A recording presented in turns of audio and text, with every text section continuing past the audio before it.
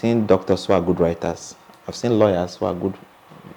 One of the most successful, in fact, three of the most successful theater practitioners in Lagos are lawyers. Bolanlo St. Peter is a lawyer. Wole Oguntokun is a lawyer. And the other lawyer who I say wrote Kakadu. I will remember his name. He's also a lawyer. Yeah. So it doesn't matter your profession. What matters is that passion for art that you carry. Do not let the fire go down. You must keep it burning every day. The flame must not go down. So in your spare time, in taking time away from your science books, you should write something. Don't let that fire down. Write something, create a piece of music, draw something, whatever it is you want to do. And if you feel like leaving the sciences for the art, go ahead, leave. Don't let anything hold you back. Don't let your father hold you back. My dad refused to buy my jam form because I was studying theater arts. I didn't let that stop me. I struggled, went to do menial jobs, carry concrete on my head to buy my jam form. So it's not, and today everybody's happy. So if you feel like leaving, leave. Don't stop pursuing your dream. Don't let anything stop you from pursuing your dream. And if you are a theater artist, if you are a writer, an actor, one of the problems that we have as theater practitioners or creators is procrastination. Procrastination kills the biggest work. Sometimes I want to write a story and I procrastinate. I'll write tomorrow, I'll write next tomorrow. Other events come and take, and I forget writing. Yeah. Don't ever procrastinate on every job, on anything you want to write. Even if you don't have time, create time for yourself. If you're a writer, don't wait until somebody commissions you before you start writing. Write as it comes to your head, because a time will come, you'll be too busy to write. It is those things you've written before that you dust up and you look at them and make use of them again. What if I didn't write our Sunday minister a long time ago? What if that competition just came on and I have no work to submit? Will I have won? Opportunities come every day. It is when you are prepared for them that you will key into those opportunities. You need to be prepared as a writer. Have your writing. Somebody may call you one day and say, okay, can you get me something on this? All you need to do is just dig it up and dust it up. There is nothing like an old writing. Every writing, especially if it's thematic, every writing is always new. Yeah, but this jack of all trades, master of none. Yeah. My friend called me one day, Shola, and said, Paul, we're in the theater, and said, look at these doors. The theaters have plenty of exits. Look at all these doors. Can you go through these doors at the same time? And I said, no, you can't. But you can go into one, come out, and go into another. I said, fine. That's what you are doing now. You are trying to go through all these doors at the same time. You need to look at what you are good at and pick the best of them. So he asked me, what do you think, from writing, directing, and acting, which one do you think is your strength? And I told him my strength is writing. He said, okay, focus on writing. After you've established yourself as a writer, you cannot explore other talents you have. And I think that was what got me focused on writing. And I left acting and directing. I won't deny that. Of course, what makes an artwork sell? One is publicity and the kind of market sponsorship you have, and then the ability for people to appreciate what we are doing and they come to watch. These days, people are watching more of theater productions. Before, it was not like that, maybe because of insecurity. But these days, especially in Lagos, people come to watch plays. I remember last year, December, Legend was sold out. We had to bring chairs into museum centers for the extra hands we had. Recently, about a few weeks ago, Judy Dada produced his play Threesome. It was sold out. People had to be turned back. So you see, people now appreciate theater because just like movies, just like music, the pictures people see are not just work pictures.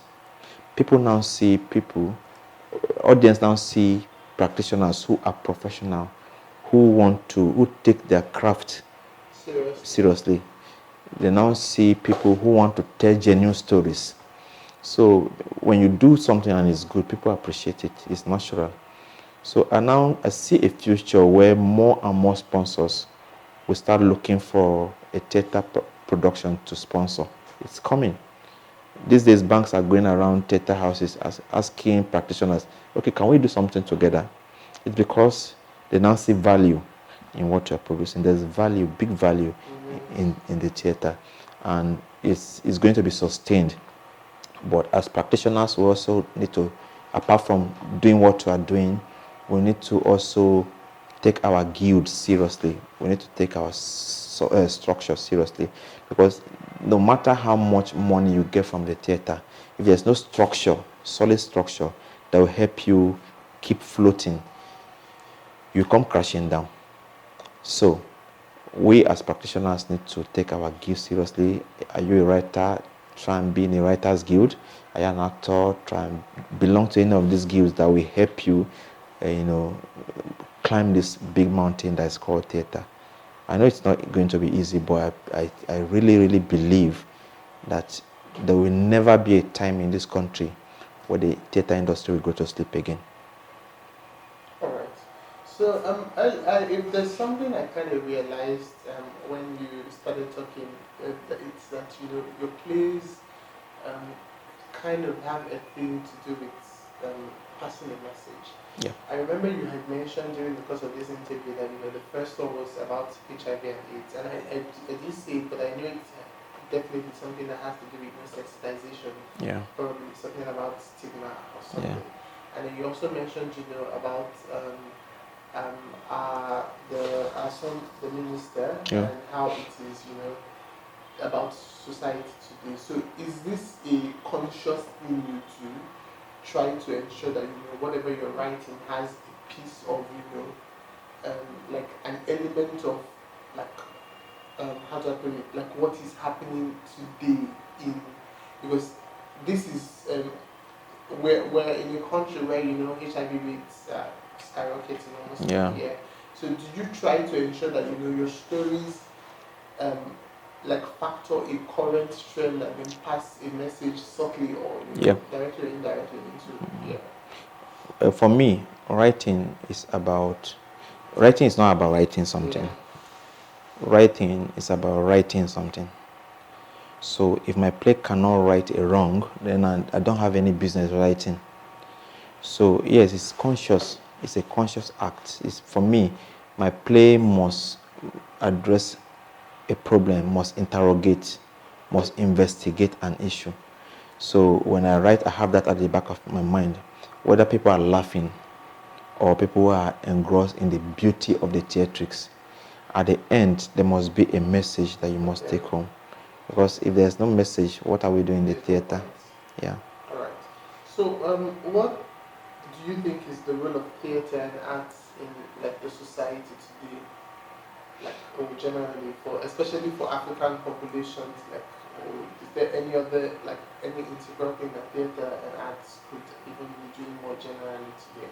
Okay, we see theater as a mirror. Yeah. It's a mirror of society. Society sees itself through the theater. When an actor goes on stage, at that point he goes on stage, he's no longer himself. He assumes a character. He assumes a doctor. He assumes a prostitute. He assumes a lawyer. He assumes a devil. Now, this assumption is for you, the viewers, to see something, to see yourself in the life of this character. It is like holding a book of chronicles of your life before you. Hey, this is who you are. Can you do something about it? Can you change who you are?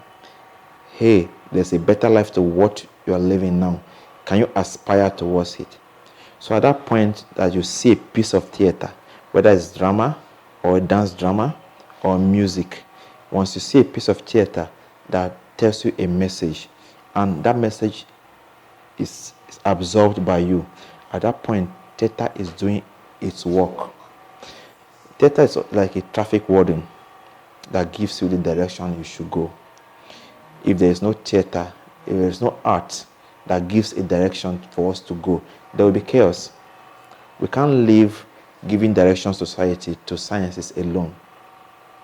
We have to look at the art for humanity, because art is all about humanity. It's about how we live, it's about how we love, it's about how we fight, it's about how we hate.